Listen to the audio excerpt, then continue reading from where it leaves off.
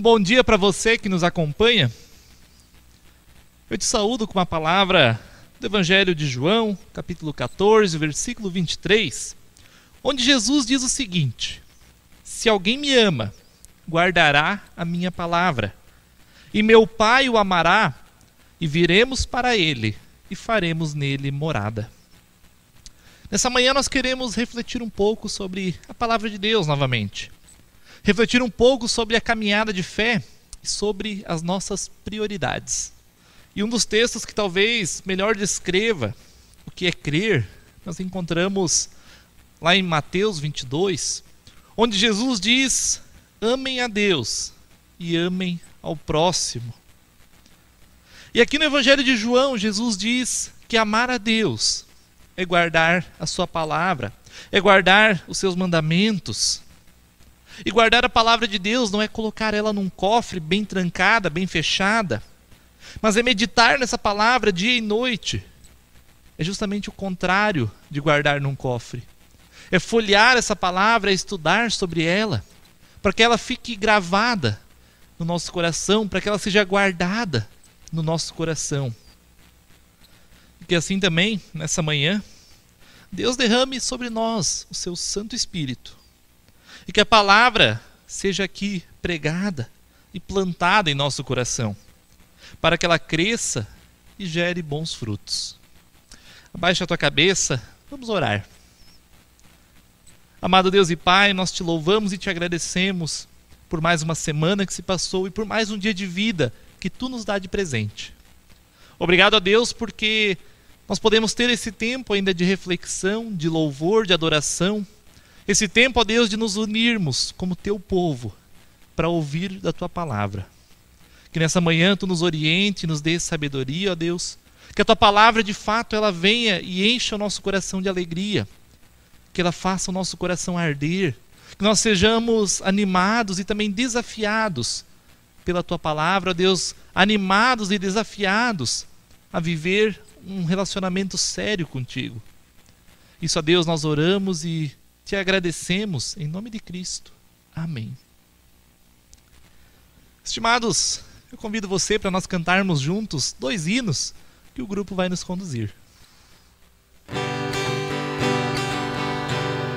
Deus está aqui, que precioso é, Ele o prometeu, onde estão 2 ou 3.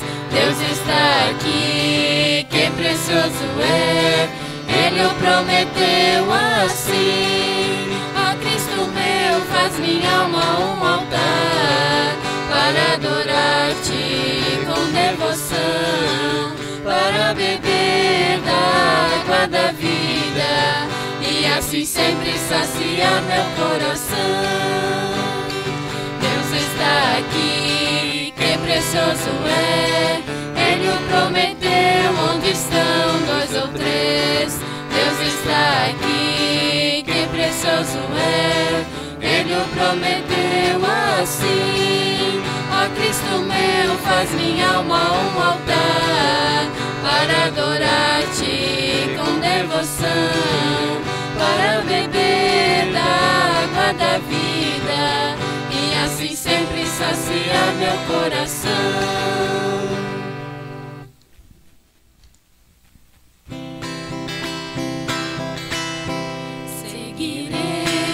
Nesse caminhar, mas eu sei que eu tenho que lutar, mas por fim eu sei que vencerei, porque Ele não me deixará. Não, não, não, não, não, não me deixará. Não, não, não, não me deixará.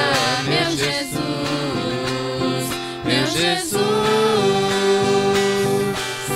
seguirei sem olhar atrás, mas eu sei que tenho que chorar, mas ao fim eu sei que sorrirei, porque Ele não me deixará. Não, não, não, não, não, não me deixará. Não,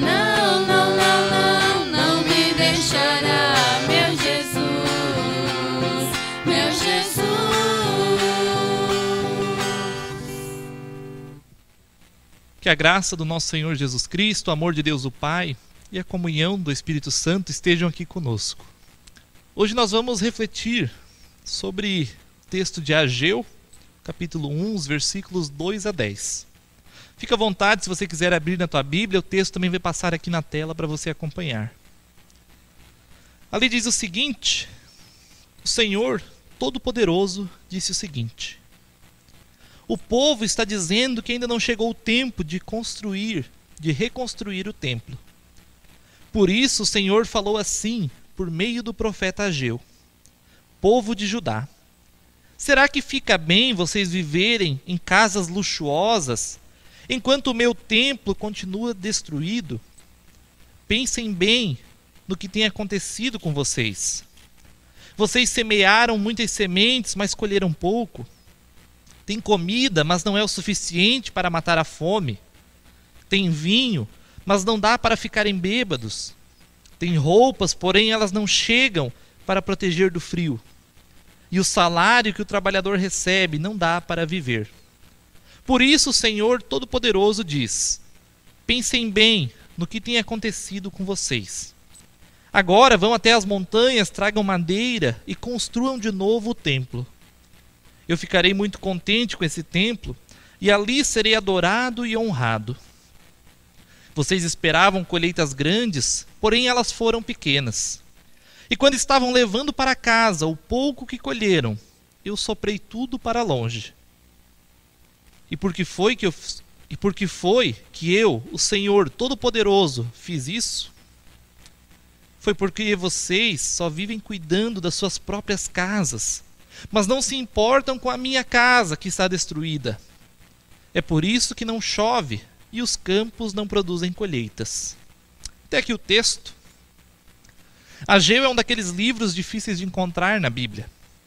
Afinal, são apenas 2 capítulos, 3 ou 4 páginas na Bíblia. Por isso também é um livro pouco lido. Afinal de contas, que importância pode ter um livro tão pequeno dentro da Bíblia? Que importância tem apenas 2 capítulos num livro tão grande como a Bíblia? E isso nós vamos descobrir nessa manhã. Apesar de ser tão pequeno, apesar de ser tão pouco lido e conhecido, eu te asseguro que Ageu tem muito para falar ainda nos nossos dias. E para entender um pouquinho o livro, entender essa palavra que nós lemos, nós precisamos fazer uma breve retrospectiva histórica. Precisamos olhar para o passado do povo de Israel, do povo de Deus. Israel é um povo que tem a sua história marcada pela escravidão. Eles foram escravos no Egito por mais ou menos 400 anos, até que Deus enviou Moisés para os libertar. Foram escravos na Assíria e no final foram escravos na Babilônia, por mais ou menos 50 a 60 anos. Foram 50 a 60 anos de escravidão. E com isso, 50 a 60 anos longe de Jerusalém, longe da cidade santa, cidade de Deus. 50 a 60 anos longe do templo, longe da casa de Deus, longe da igreja. 50 a 60 anos em meio a tradições, a costumes, a cultos, a muitos falsos deuses.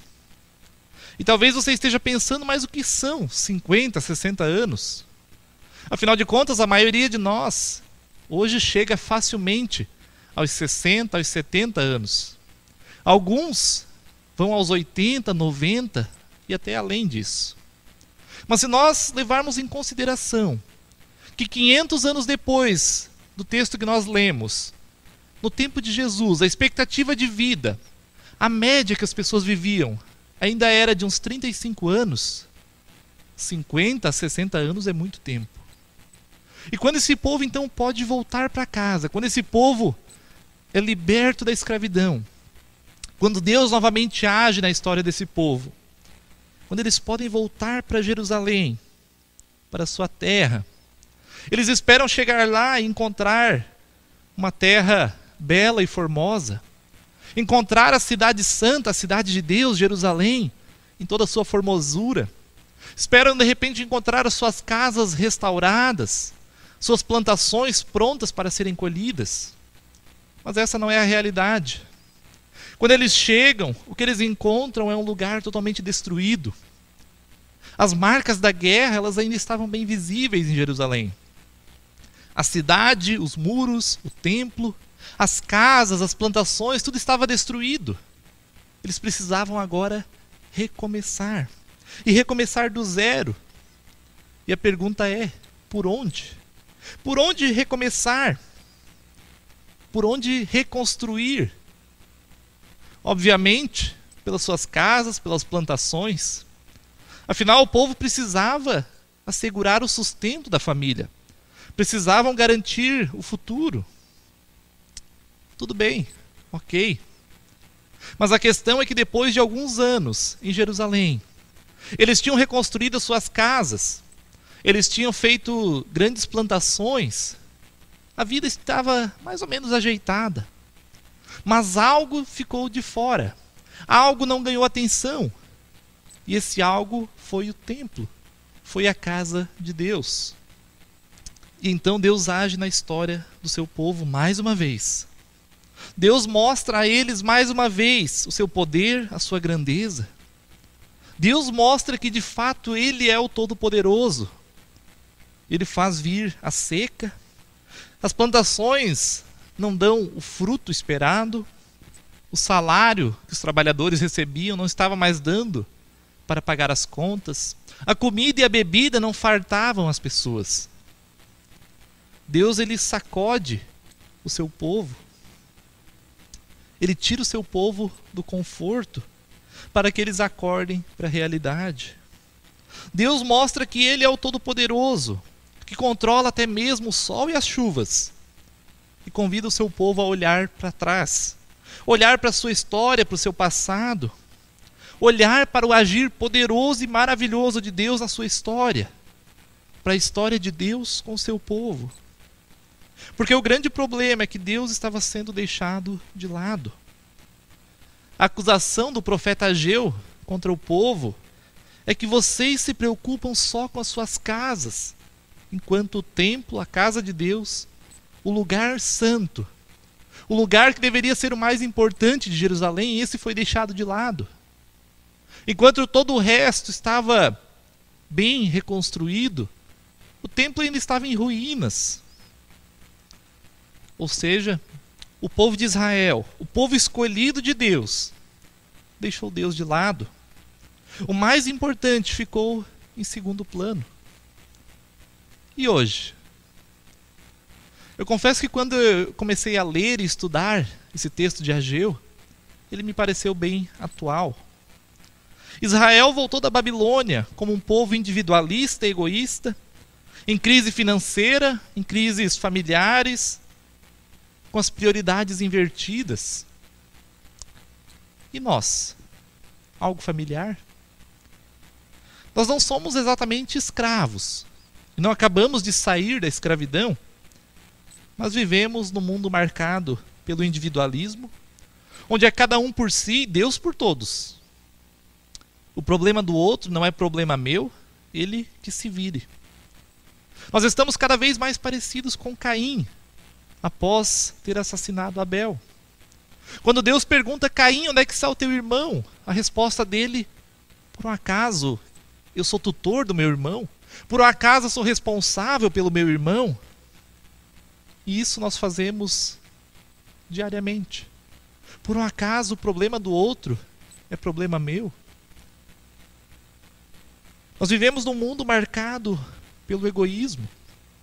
O importante sou eu, o importante é o meu bem-estar, o importante é a minha saúde, a minha casa, a minha família. E com isso, enquanto alguns estão enchendo banheiras de Nutella, outros estão sem saber o que irão comer no dia de amanhã. Nós vivemos num mundo marcado pelo consumismo, onde eu nunca estou satisfeito. É um mundo insaciável que sempre precisa de mais, precisa mais do que o outro. O valor das pessoas é dado por aquilo que elas têm, por aquilo que elas produzem e não por aquilo que elas são. De forma bem pontual, nós vivemos num mundo marcado pela crise, especialmente nos últimos meses, onde o ser humano tão avançado, tão sábio, tão bom, parou no mundo todo e está sofrendo por causa de um vírus. E um pouco mais próximo de nós, talvez, nós estamos marcados por uma crise financeira, onde empresas estão fechando, muitos estão ficando desempregados, salários estão sendo reduzidos, a estiagem prejudica a agricultura. Uma crise também religiosa, onde a comunhão próxima com irmãos e irmãs da fé, ela foi interrompida. Uma crise social, onde o contato com o outro, ele deve ser evitado. Nós estamos vivendo num mundo não muito diferente de Israel há 2.500 anos atrás. Um mundo que parou e que não vê a hora de voltar ao normal. E com isso eu te convido a refletir sobre 2 pontos bem centrais, para não me delongar muito. O primeiro deles é que Deus age na história do seu povo. Algo que nós não podemos negar é que Deus é um Deus presente, um Deus que vem ao nosso encontro, um Deus vivo e ativo. Se nós lemos a Bíblia, nós percebemos claramente que Deus age e interfere na história do seu povo. Deus usa pessoas, usa situações, usa até mesmo animais para exortar, para orientar, para ensinar o seu povo. Deus, o Pai de Jesus Cristo, não é um Deus imóvel, não é um Deus indiferente, não é um Deus morto. Mas justamente o contrário, é um Deus que está vivo, um Deus que se preocupa, um Deus que age, que faz as coisas acontecerem. No tempo do profeta Ageu, para exortar o povo, Deus faz vir a seca, faz vir a inflação, a fome, a crise, para que o povo de novo se voltasse para Ele, lembrasse quem era o seu Deus, esse Deus que os tirou da escravidão e cuidou deles por tantas e tantas vezes. Deus leva o seu povo ao arrependimento, a parar e pensar, a olhar o seu passado, a sua história, ou a história de Deus com eles. E eu não quero dizer que todas as dificuldades que nós temos passado, seja essa questão da pandemia, seja a estiagem, sejam as crises, eu não quero dizer que tudo isso é obra de Deus para nos exortar ou nos castigar. Eu acho que é muita presunção dizer o que Deus faz ou o que Ele não faz. Mas talvez seja uma boa oportunidade de parar, de pensar, de olhar para trás, de refletir qual é o nosso papel aqui. Por que nós estamos aqui? Por que Deus nos dá mais um dia de vida? Qual o nosso propósito aqui nesse mundo? Parar e pensar quem é Deus. Esse Deus todo-poderoso ao qual nessa manhã nós estamos prestando culto. Quem somos nós diante desse Deus todo-poderoso? Parar e pensar como está a vida de fé, como está o compromisso e o relacionamento com esse Deus que tanto nos ama.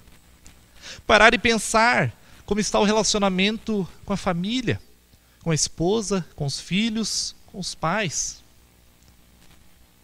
Parar e pensar como está o teu trabalho, como estão os teus estudos. Você tem feito o teu melhor? Tem se dedicado também ali ao reino de Deus? Como estão as tuas amizades? Aonde elas estão te levando? O quanto você tem cuidado dessa criação que Deus nos presenteou e nos disse: agora vocês vão cuidar. O quanto você tem cuidado do teu próximo, de pessoas à tua volta que estão clamando por socorro. Parar e pensar. Esse é o primeiro desafio para você nessa manhã. E uma segunda questão: quais são as nossas prioridades? Quando o povo de Israel ele volta para Jerusalém, depois de 60 anos de escravidão, e encontra a cidade destruída, eles começam um processo de reconstrução. E a prioridade foi em reconstruir as casas, as plantações, em garantir o seu sustento. Mas aquilo que deveria ter a maior prioridade, aquilo que deveria ser o principal, isso ficou de lado. Eles estavam com as suas prioridades invertidas. E nós?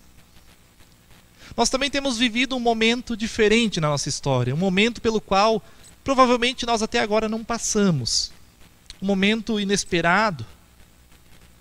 Estamos também nos preparando para um processo de reconstrução, de colocar as coisas em ordem depois do chacoalhão que nós levamos. E talvez o nosso maior desejo seja de que tudo volte ao normal, de que tudo volte a ser como era há 4, 5 meses atrás. Mas a pergunta é, nesse processo de voltar ao normal, o que tem prioridade? E além disso, na nossa semana, no nosso mês, nos 4 meses e meio que nós vivemos até aqui em 2020, o que teve prioridade? Estimado Deus nos criou e escolheu para vivermos de acordo com a sua boa, perfeita e agradável vontade. Deus nos chamou e escolheu para fazermos parte da sua missão redentora aqui nesse mundo. Jesus Cristo, ele veio a esse mundo e pagou um alto preço pela minha e pela tua vida, para que nós pudéssemos ser renovados, ser limpos do pecado, ser aceitos por Deus, ser novas criaturas restauradas, transformadas por Deus, que não se conformam com o que acontece aqui no mundo, mas que fazem a diferença. Por isso, cuidar da tua vida, cuidar da tua família, cuidar do teu sustento, isso é muito importante. Mas não deve ser o foco de toda a tua vida. Cuidar da tua família, cuidar da tua vida, do teu sustento, isso deve estar entre as tuas prioridades. Mas a tua vida não deve ser dedicada somente a isso. A questão é que Deus pagou um preço muito alto pela tua vida. Para você olhar somente para si mesmo, para você viver como você quer, para fazer as tuas vontades e fazer as tuas regras. Nós vivemos num tempo diferente daquilo que Israel viveu há 2.500 anos atrás. O mundo mudou? Talvez.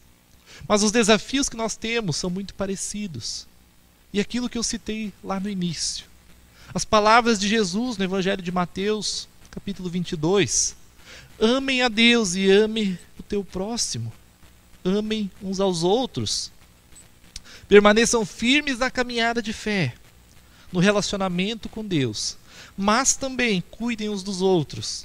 Amem uns aos outros.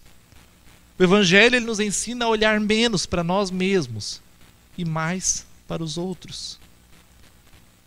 Isso faz parte da caminhada de fé.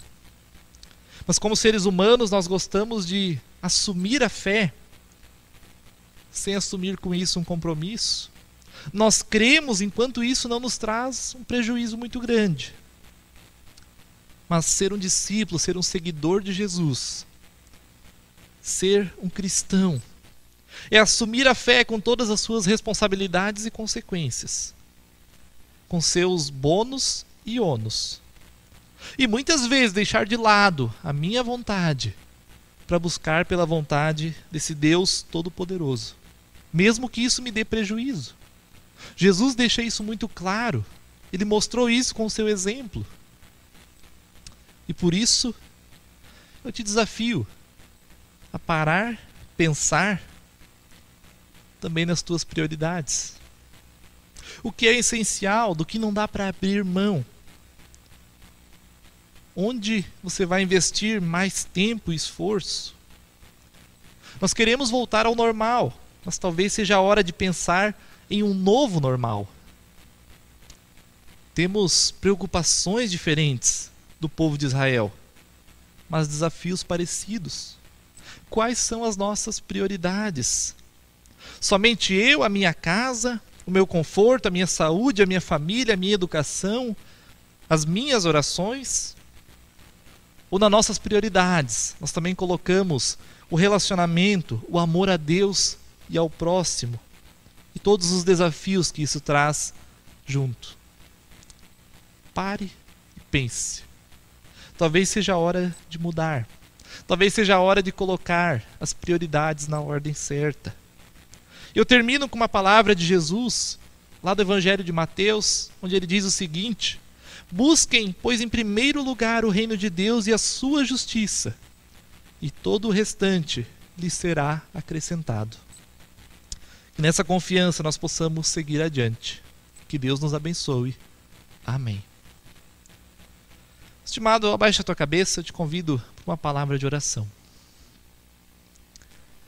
Eterno e amado Deus, Tu que és um Deus que nos conhece, que sonda o nosso coração, um Deus que tantas e tantas vezes vem ao nosso encontro e age na nossa história. Nós queremos nessa manhã, ó Deus, nos achegar na Tua presença e também, ó Deus, clamar pela Tua misericórdia, clamar pelo Teu perdão. Tu sabe, ó Deus, que muitas vezes nós falhamos na caminhada contigo. Tu sabe que muitas vezes, ó Deus, nós falhamos no relacionamento contigo, no relacionamento, ó Deus, com irmãos e irmãs na fé. Nós falhamos, ó Deus, muitas vezes na vida em família, na vida em sociedade, na vida em comunidade. Por isso, ó Deus, nós clamamos. Derrama sobre nós a Tua graça e a Tua misericórdia. Nos ensina, ó Deus, a Te buscar em primeiro lugar. Nos ensina a buscar e andar conforme a Tua vontade. Nos ensina, ó Deus, a sermos mais parecidos contigo. E assim, ó Deus, nós também entregamos nas Tuas mãos o restante desse dia, a semana que nós temos pela frente, ó Deus. Entregamos aos Teus cuidados toda essa questão, ó Deus, da pandemia, pessoas que perderam a vida, que Tu conforte as famílias, ó Deus. Nós também Te pedimos, ó Deus, pela seca. Tu sabe como a chuva é necessária. Tu sabe como a Tua criação sofre com isso, e por isso nós Te pedimos, derrama chuva. Cuida, ó Deus, também da nossa família, cuida do nosso sustento. Que nós possamos aprender a depender de Ti e Te colocar, ó Deus, como a maior prioridade na nossa caminhada. E assim nós oramos e tudo entregamos nas Tuas mãos, em nome de Cristo. Amém.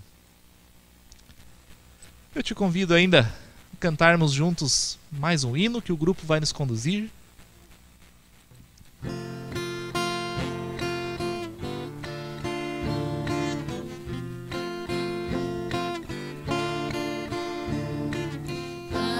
Eu quero Te amar, tocar o Teu coração e me derramar aos Teus pés.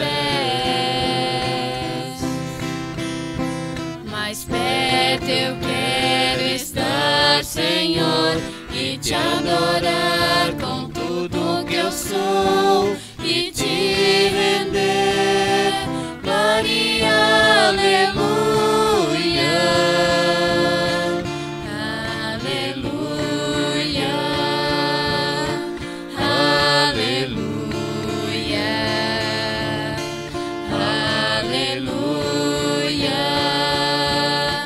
aleluia,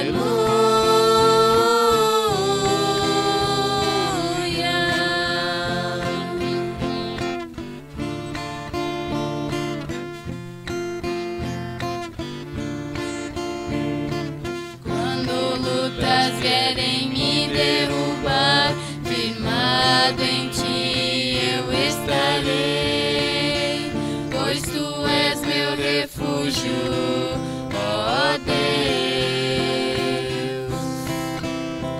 E não importa onde estiver, no vale ou no monte adorarei, a Ti eu canto, glória, aleluia,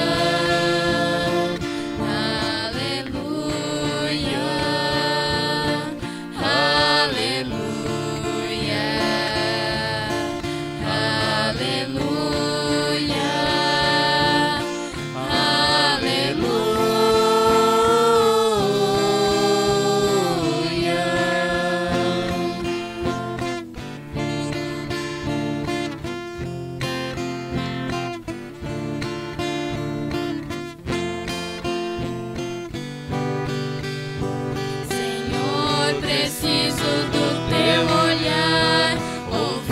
as batidas do teu coração, me esconder nos teus braços, ó Pai. Toda minha alma deseja a ti, e junto com os anjos cantarei. Tu és santo, exaltado, aleluia, aleluia, aleluia, aleluia, aleluia.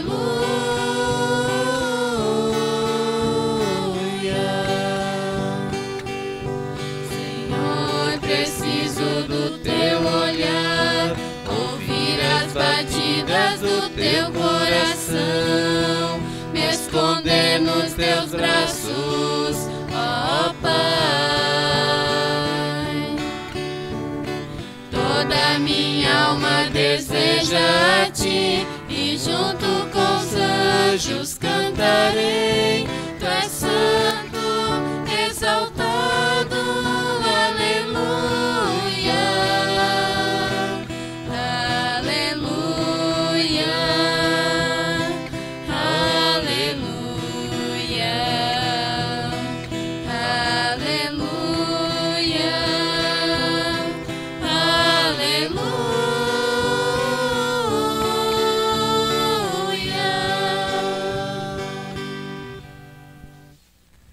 Antes de nos despedirmos, quero lembrar ainda 2 avisos.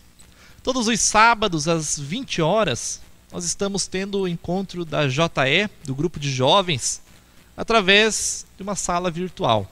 Então fica o convite. Está sendo uma experiência diferente, mas muito legal. E todos os domingos, às 9 horas da manhã, nós temos culto. Então, domingo que vem, novamente, fica ligado que a gente te manda o link do culto. E ainda um aviso que talvez não te alegre muito, mas seguindo as orientações da presidência da igreja, seguindo as orientações do nosso sínodo, até o dia 31 de maio, nós permanecemos com as atividades de forma virtual. Um abençoado dia, uma abençoada semana, que nós possamos ficar debaixo da graça, da paz e da bênção de Deus.